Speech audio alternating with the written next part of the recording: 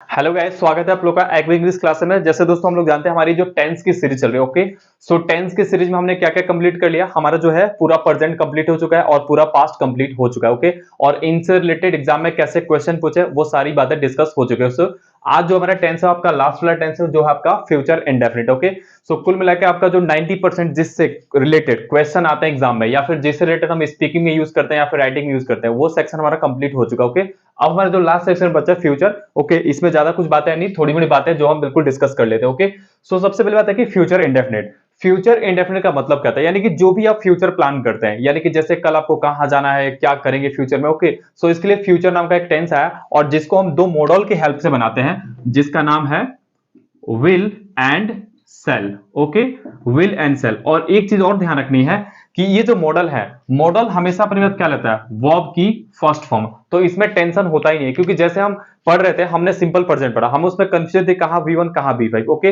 लेकिन उसमें हमने बहुत अच्छी तरह हैंडल किया। ओके, उसके बाद हमने जो भी सिंपल पास्ट पढ़ा उसमें भी कहीं वर्ब की सेकंड फॉर्म तो कहीं वर्ब की थर्ड फॉर्म आती थी। लेकिन सिंपल फ्यूचर सबसे आसान इसलिए भी माना जाता है क्योंकि इसमें बस दो ही चीजें हैं, या तो विल या तो सेल। उसमें भी क्या कर दिया, जो आपका मॉडर्न इंग्लिश है उसमें भी अब हर चीज में सेल भी नहीं लगाना, आप विल से ही काम चला सकते हैं। चाहे आई हो, यू हो, वी हो, दे हो, सिर्फ और सिर्फ विल लगा के काम चला सकते हैं। लेकिन होता क्या कि जैसे कई कई किताबें हैं, जैसे कि किताबें ओल्ड पैटर्न पे होती हैं या फिर कोई कोई जो स्टेट बोर्ड है वो पीछे चलते हैं, तो वो कभी कभी सेल का यूज करते हैं। और ये जो सेल का यूज होता है वो होता है आपका आई के साथ और वी के साथ। बाकी ये जो विल बचा ये आप ऑल के साथ भी कर सकते हैं, कोई दिक्कत नहीं है। लेकिन फिर भी जिन बच्चों को दिक्कत है वो क्या करेंगे, आई और वी के साथ अपना सेल का यूज कर लेंगे। ओके, ये बात क्लियर है। सो इसमें ना वर्ब की टेंशन है क्या लगाना है और ना ही इसकी टेंशन है, क्योंकि इसमें बस छोटी सी बात है, विल और सेल। ओके, अब देखते हैं हम फ्यूचर इंडेफिनिट। अब देखिए इसमें भी तीन स्ट्रक्चर आपका, जो इसका पॉजिटिव स्ट्रक्चर है उसमें आपका है सब्जेक्ट, विल या सेल। ओके, उसके बाद आता है वर्ब की फर्स्ट फॉर्म प्लस ऑब्जेक्ट। जैसे आप कोई भी सेंटेंस बना सकते हैं, जैसे मैंने सेंटेंस बनाना है,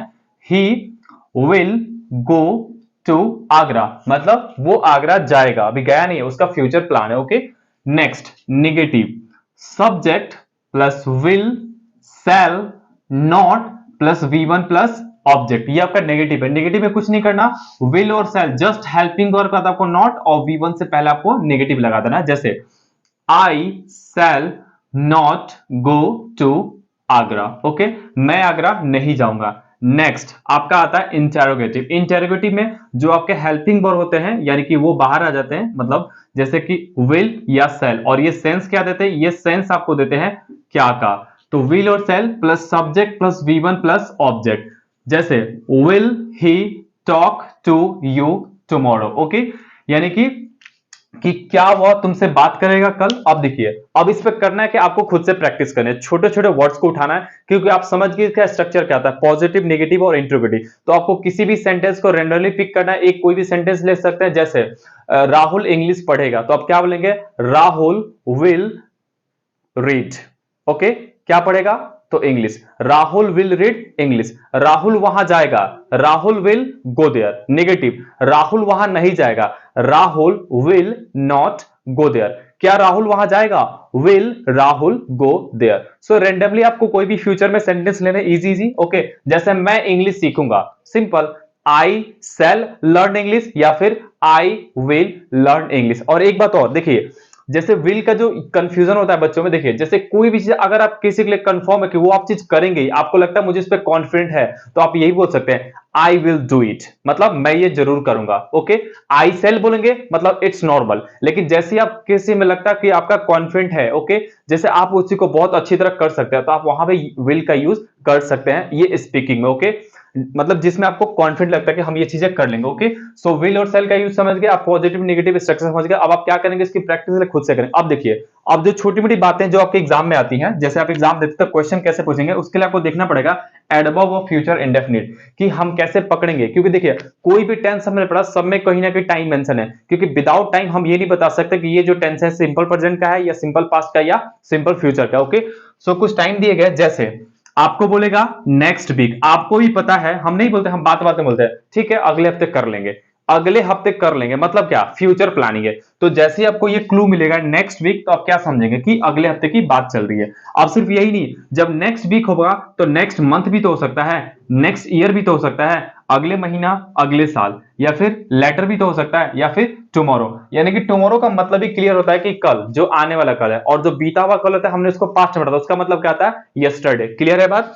यानी कि टुमारो का यूज हम सिर्फ किसमें करते हैं, सिर्फ और सिर्फ फ्यूचर इंडेफिनिट में करते हैं। नेक्स्ट, सून इन 10 मिनट्स, यानी कि जो आने वाला समय है, ऑन नेक्स्ट सैटरडे, या फिर एट द वीकेंड, यानी कि ये सारी चीजें हैं एडवर्ब है, इसकी हेल्प से आप सिंपली फ्यूचर इंडेफिनिट टेंस को पहचान सकते हैं कि हम इसको इंग्लिश में कैसे समझेंगे कि ये फ्यूचर टेंस ही है। ओके, अब देखिए लगे हैं तो हम कुछ क्वेश्चन भी कर लेते हैं, ताकि हमारा जो कंसेप्ट है, जो ये चीजें हमने पढ़ी है adverb of past present indefinite, ये चीजें एडवर्ब ऑफ ये जो आपने पढ़ी है फ्यूचर इंडेफिनिट, ये चीज आपकी क्लियर हो जाए कि adverb of future indefinite question कैसे आते हैं। जैसे देखिए नंबर 1 क्वेश्चन है, आई गो टू स्कूल। ओके, अब देखिए अगर मान लीजिए कुछ देर के लिए टाइम नहीं आता, हमने सिंपल बोला आई गो टू, इसमें कोई एरर नहीं, ये सेंटेंस सही है। लेकिन जैसे ही आप आगे बढ़ते हैं, यहां पे आ गया टुमारो, यानी टुमारो का मतलब क्या होता है, टुमारो का मतलब होता है जो आने वाला कल होता है। अब ये सेंटेंस में होगी गड़बड़, तो अब हम क्या करेंगे, अब देखिए ये विल तो ठीक है, अब हमको यहाँ पे एक चीज ऐड करना पड़ेगा। आप ऐड क्या करेंगे,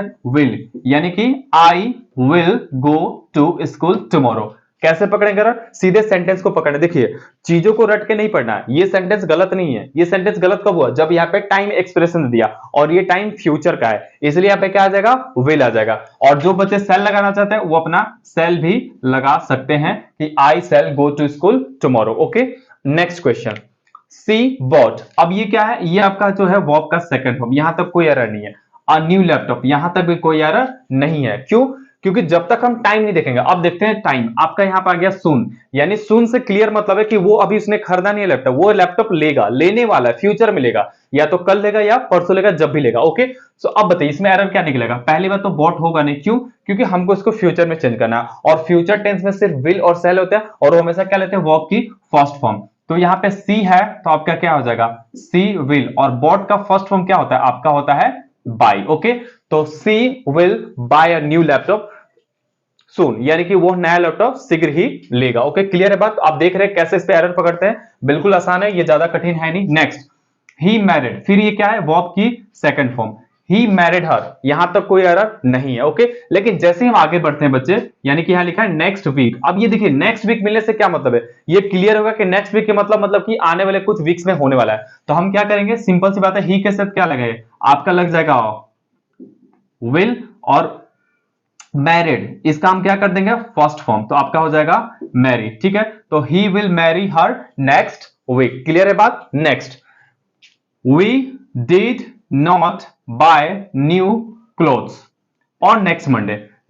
तो यहां तक तो कोई एरर नहीं है, क्योंकि डिड जो है अपने मत क्या लेता है, वर्ब की फर्स्ट फॉर्म। लेकिन जैसे हम मेन इंपॉर्टेंट सारी चीजों में ये आपका टाइम होता है, जैसे आपका टाइम एक्सप्रेशन होगा, यानी कि ऑन नेक्स्ट मंडे, जैसे आपका आएगा ऑन नेक्स्ट मंडे, तो आपको क्लियर पकड़ लेना कि अब यहां पे डिड नहीं आएगा, आपका यहां पे बाई तो ठीक है, क्योंकि विल हो सेलो वर्ब की फर्स्ट में आती है, तो यहां पे आपका क्या आ जाएगा, वी, और वी के साथ हम जब मन करे आपका या तो सेल लगा सकते हैं या तो विल लगा सकते हैं। ओके, तो वी सेल या फिर we will okay not buy new clothes on next Monday. Okay, so इस तरह से हमने ये भी देखे कि जैसे कि फ्यूचर इंडेफिनिट से एग्जाम में कैसे क्वेश्चन आता है, इससे ज्यादा बड़ी बात है नहीं। आपको सिंपल सा मतलब है कि जो फ्यूचर इंडेफिनिट टेंस होता है, इनका हमने क्यों यूज किया, कि जो हम फ्यूचर प्लान करते हैं, और ये फ्यूचर प्लान हम किसी ट्रिक की मदद से पकड़ सकते हैं। जैसे ये ट्रिक आपको दिए रहेंगे, पूरा सेंटेंस सही होगा, आपको कहीं नेक्स्ट वीक लगा देगा, मंथ लगा देगा, ईयर लगा देगा, लेटर, टुमारो, सून इन 10 मिनट्स। सो कुल मिला के ये सारी चीजें बहुत ज्यादा इंपॉर्टेंट होती हैं। ओके, सो मैं आपको लेट मी इन्फॉर्म यू एक चीज और बताना चाहूंगा।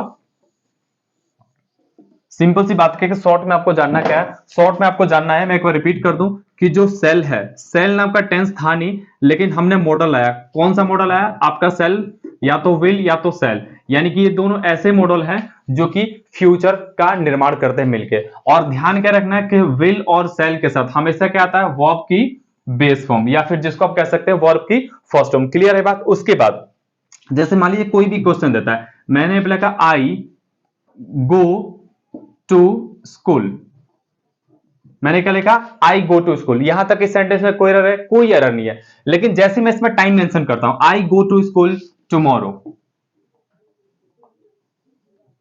ठीक है, जैसे मैंने लगा दिया टुमारो, तो ये आपका क्या टाइम एक्सप्रेशन है। अब आप सीधे समझ जाएंगे कि इसमें क्या एरर है। तो इसमें क्या करना पड़ेगा आपको, इसमें सेल को ऐड करना पड़ेगा या फिर विल को ऐड करना पड़ेगा। कैसे पकड़ा आपने, टुमारो से पकड़ा। ओके, सो बहुत आसान है इसमें एरर पकड़ना, कोई ज्यादा मुश्किल काम नहीं है, सिंपल सी बात है। ये सारी चीज आपको दी रहेंगी और आप इसी को इजीली कर सकते हैं। बाकी इसका मतलब फ्यूचर में भी ज्यादा स्पीकिंग का ज्यादा यूज है नहीं, बट हाँ सिंपल यूज है। सिंपल सा सेंटेंस आप ले सकते हैं, जैसे मैं कल बाजार जाऊंगा, I will go to market tomorrow. मैं कल बाजार नहीं जाऊंगा, so I will not go to market tomorrow. या फिर क्या तुम कल बाजार जाओगे, किस आप क्वेश्चन कर सकते हैं। Okay, so will you go to market tomorrow. Okay, so easily आप छोटे छोटे क्वेश्चन पिक कर सकते हैं, यानी कि जो छोटे छोटे लैंग्वेज है वो आपका स्पीकिंग में यूज हो जाता है। ओके, सो आज की क्लास को हम यही स्टॉप करते हैं, हम आपसे मिलेंगे नेक्स्ट वीडियो में, यानी कि जो नेक्स्ट टेंस है आपका कौन सा, future continuous. Okay, so I hope आज की वीडियो आपको बहुत अच्छी तरह समझ में आई हो। ओके, सो आज की वीडियो को हम यही रखते हैं। Thank you so much, bye bye, have a good day.